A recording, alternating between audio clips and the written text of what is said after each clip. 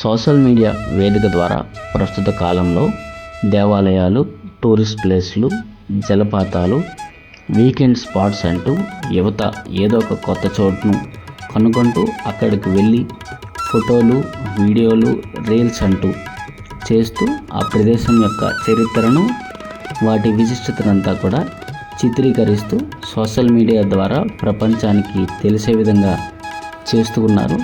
So అలాంటిదే హైదరాబాద్లో కొత్తగూడలో రీసెంట్గా నల్లరాతి ఆలయంను నిర్మించారు. వాటి విశిష్టతను తెలిపే విధంగా చేస్తూ వస్తున్నారు. సో ఆ దేవాలయం తాలూకా పూర్తి విశిష్టతను తెలుసుకుందాం. ఇది హైదరాబాద్లో హైటెక్ సిటీకి దగ్గరలో ఈ కొత్తగూడలో నల్లరాతి ఆలయంను రీసెంట్గా నిర్మించారు.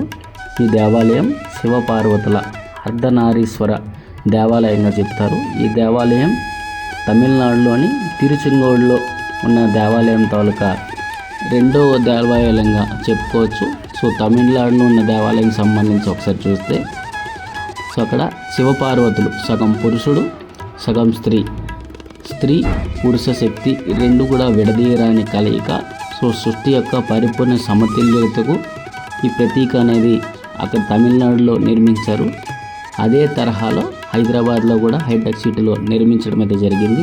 సో ఈ దేవాలయం హైటెక్ సిటీకి దగ్గరలో కొత్తవాయిగూడలో ఉంటుంది. సో టైమింగ్ కనుక చూస్తే ఉదయం 6 గంటల నుంచి మధ్యాహ్నం 1 గంట వరకు తెరిచే ఉంటుంది.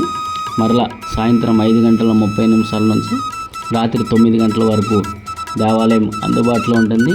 సో ఈ దేవాలయం గంగల రాజలక్ష్మి, సందయ్య యాదవ్ వీళ్ళ పేరు మీద ఈ దేవాలయం తాలూకా ప్రతిష్ట జరిగిందనేది ఇక్కడ చెప్తూ ఉన్నారు. రీసెంట్గా జూలై 13వ తేదీన అద్భుతమైన రోజులో ఈ దేవాలయం భక్తులతో కిటకిటలాడింది. జూలై 13 సోమవారం నాడు శివుని ప్రీతికరమైన రోజు. అదే రోజు ఆయన జన్మ నక్షత్రం ఆరుద్ర నక్షత్రంతో పాటు మాస శివరాత్రి, చతుర్దశి అన్నీ కూడా ఒకే రోజున రావటం ఈ దేవాలయంలో భక్తులు కిటకిటలాడారని చెప్పుకోవాలి. ఈ రోజు సంగతి చెప్తే దాదాపు 140 సంవత్సరాల తర్వాత అద్భుతమైన రోజు వచ్చిందని పండితులు అయితే చెప్తున్నారు.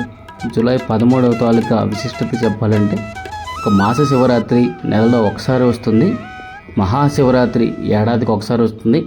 కానీ జూలై 13 మాత్రం 100 సంవత్సరాలకు సంబంధించి 100 శివరాత్రులతో సమానంగా ఇలాంటి రోజు వచ్చిందనేది పండితులు అయితే చెప్తున్నారు. మళ్ళీ ఇలాంటి రోజు రావాలంటే 2053, 2070లో ఇలాంటి రోజు వస్తుందనేది పండితులు అయితే చెప్తున్నారు.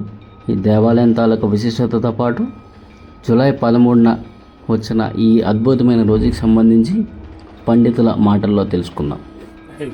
ఈ చతుర్థి మాసంలో వచ్చినటువంటి చతుర్థి సోమవారం రావడం చాలా విశిష్టమైనది.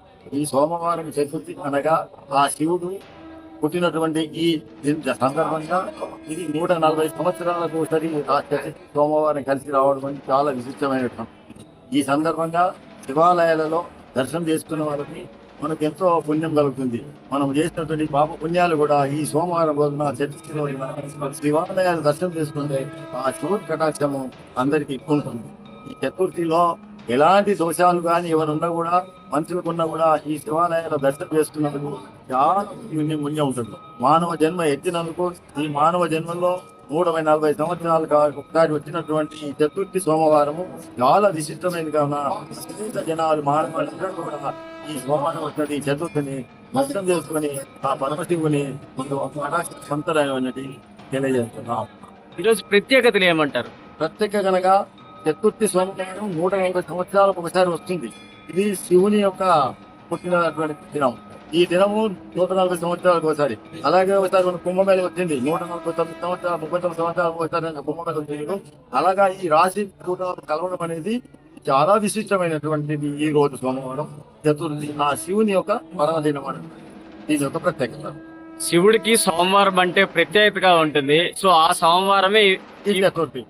శివునికి సోమవారం అనగా చాలా విశిష్టమైనది. ప్రతి వారం శివాలయంలో సోమవారం అభిషేకాలను చేసుకుంటాం.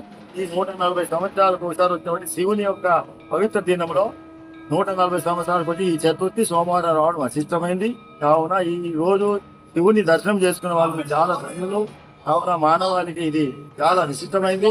ఇది ఇంకా ఉన్నా కూడా సాయంత్రం అయినా సరే మీరు దర్శనం చేసుకుంటే కూడా మేము తెలియజేస్తున్నాం. సో ఈ రోజు శివునికి ఎలాంటి ప్రత్యేకత పూజలు చేస్తే ఈ రోజు శుభ గడియాలు అనగా శుభ గడియాలు ఉంటాయి.